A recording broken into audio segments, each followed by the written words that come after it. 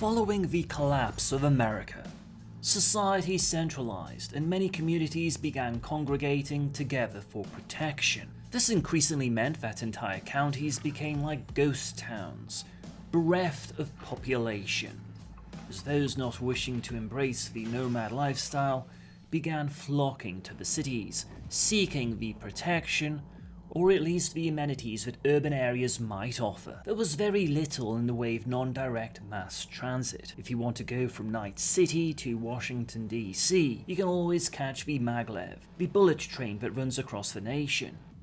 It's particularly well suited for the economy-minded, otherwise known as punks with no money. But if you want to go to Lancaster, California, you've got a long walk from Los Angeles. The maglev was completed in 2008, and many feel its arrival ushered in a new transportation age. Built by the military for use as a rapid transportation device, the train was finished just as the rioting was winding down, and sold soon after to the Plain Tran Company.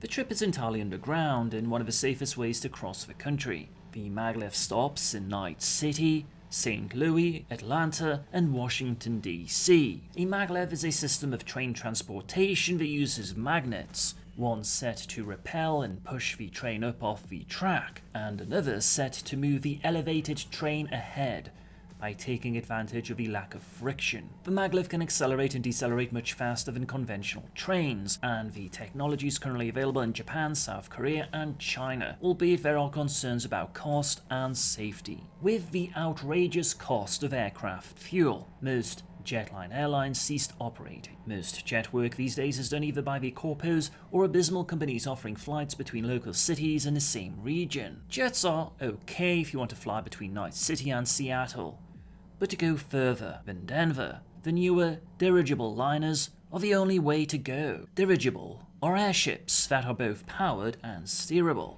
as opposed to a free-floating balloon. Why would those in Cyberpunk 2077 resort to using a dirigible?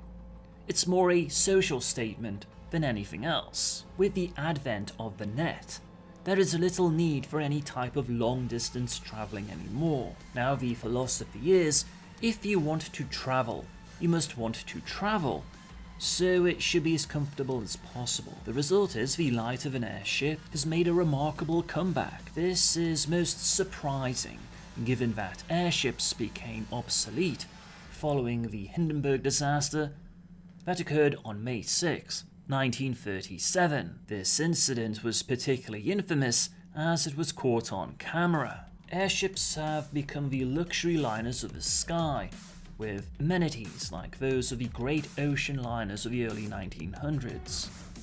This is how the rich travel, in luxury and tranquility.